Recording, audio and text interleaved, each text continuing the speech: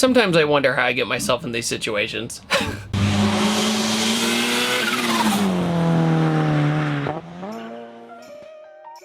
A few months ago, I went to the Peterson Auto Museum and down to the vault, where I got a really nice close look at things like Suzuki's S2000. But way in the corner was a tiny little Chevy Sonic, and I could have sworn I recognized it. And it was Rob Dyrdek's backwards jump car. Being a skateboarder myself, I was incredibly stoked to see it. And then I asked Michael, who works at Peterson, so what's this thing doing here? Wasn't that 8 years ago? He said, well, after the stunt, it's been here ever since. Then they brought up the idea of racing it or doing something with the car. So after some talks with the amazing people over at the Peterson Auto Museum, they accepted my offer to build the car and then sell it for charity once we are all done. And this is all before I got settled into my headquarters and built my mini ramp. So when delivery day came, I was nothing short than ecstatic. All right, David, initial thoughts. I'm excited. I didn't really know what to expect, but since the car had only been driven 26 miles total, I thought it ran and drove fine. The problem was, it didn't. So we had to push the vehicle off and then get it into the headquarters. It looks like there's a dent. There's some dents on the top. I'm sure. He jumped on top of the car. Yeah, and it was like, woo! Oh, that's where the fuel pump goes. Okay, so you found that? Here, so check this out. So we get it, and then it doesn't start. So then we look over, and there's right here, and no battery. So we're on to something, which is good. Yeah, it's probably why it doesn't start. Hey, you gotta start somewhere though, so. Hue. I really like the CNC emblems, stuff like that. Pushing it forward and then push it all the way Yeah, back. that's probably what we should do. Yeah, I know. Alright, I'm going. Back to the rest. Yeah, right? Bring it up. Alright. You gonna A little bit more? straighten it? You know, yeah, like that. Well, that was something. This is something. You ever wonder why we're here? It's one of life's great mysteries, isn't it?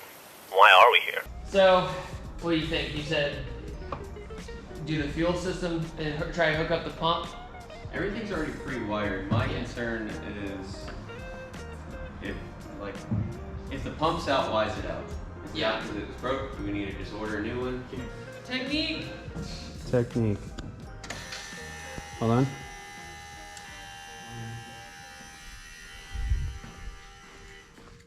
Hey, is the fuel seal? Any leaking? No. We going for it? Send it.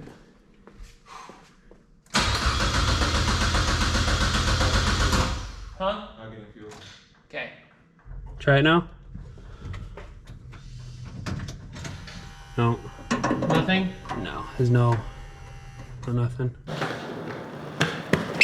This is Rob Dyrdek's backwards jump record car. And this Chevy Sonic went off a kicker jump backwards 89 feet in the air and landed safely. And this is very similar to the kickflip car that Rob Dyrdek had as well.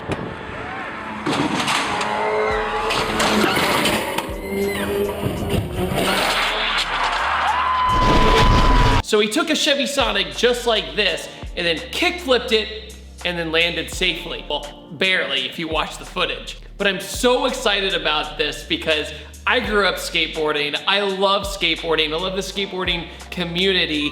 First things first, let's go through the car and talk about what makes this Chevy Sonic stunt car so special in the first place. Ignore this too, because this happened after the stunt, so I gotta fix this. So let's start with the history of this car. It's from the Fantasy Factory era, which is very appropriate because I'm working on my own little miniature version, if you can't tell already, in the new studio. So I figured one of the craziest first things I would do is get my hands on this car. So Chevy logos everywhere for the livery, and right here, we're gonna open it up and look at this, dude.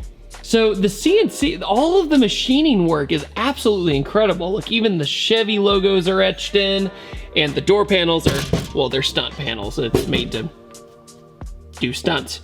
Wow. We have a Mastercraft racing seat, but look at the cage. The Chevy logos are all throughout this thing. So getting in this thing is a huge pain, so I'll show you how to get in. Okay, this is the best way to get in this thing. You stand up, you take your butt, step on that, duck like a fetal position, and then just kind of fall in here. But then you kind of have to grab another one, lift yourself up, then you can get in. But this is some serious fabrication work, and it's pretty incredible. We also have a kill switch right here, which is what powers the car, obviously. In case of a fire or something like that, you turn it off. It has the normal key fob from Chevy that powers the car. I figured it was gonna be like a switch panel or something along those lines. So I'm sure some of you guys are curious how I ended up with this car. So the way the story goes is that I was at the Peterson Auto Museum, and I've been there before to look at Suki's S2000. And if you looked at the last video I put out from the Peterson Auto Museum, which you guys always seem to love those tour videos I do of people's garages, I was fascinated by everything in their vault, this underground facility where they keep some of the rarest of the rare cars. They've even had some of the GT40s that won Le Mans down there. And Michael was kind enough to be like, well, to be honest, we're kind of looking for a new home for it right now. And I looked at him and I said, I would love to make content with it. And he goes, really? We started emailing back and forth, and eventually the Peterson Auto Museum, who I am just a huge fan of, was like, you know what?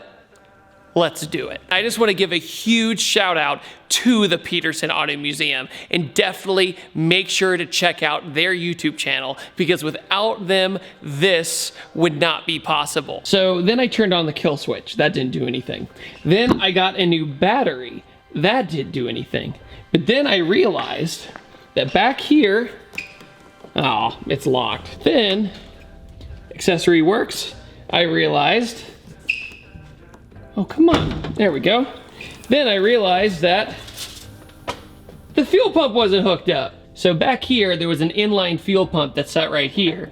But if you think about it, this car had been sitting for years and years and years. That's probably why they disconnected the fuel pump.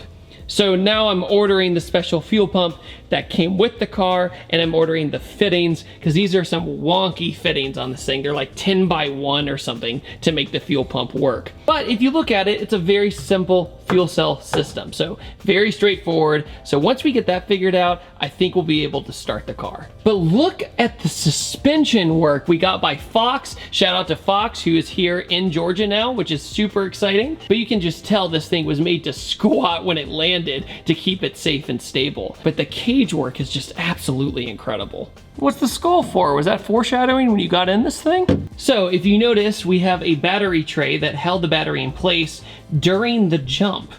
And then along with that, where this passenger seat used to be, and there was even a walkie in here, which I'm assuming was to talk to Rob before he did the jump, which is pretty cool. Along with that, we have an automatic transmission. They left the shifter in here and everything, so it's easy to plug and play everything. And then one of my favorite touches is the dashboard, where there's this awesome plaque on the dash. Also, you can tell that there used to be a back seat here, but the fab work guys did an amazing job back here, making it look very nice. The fit and finish looks very good. Go ahead and pop the hood. Close that guy. We're gonna open this, if I can find it. Maybe, maybe, maybe. Dude, finding, oh wait. There we go. It's bone stock. Just a bone stock Ecotec Turbo. Nothing that big of a deal, but they made it work.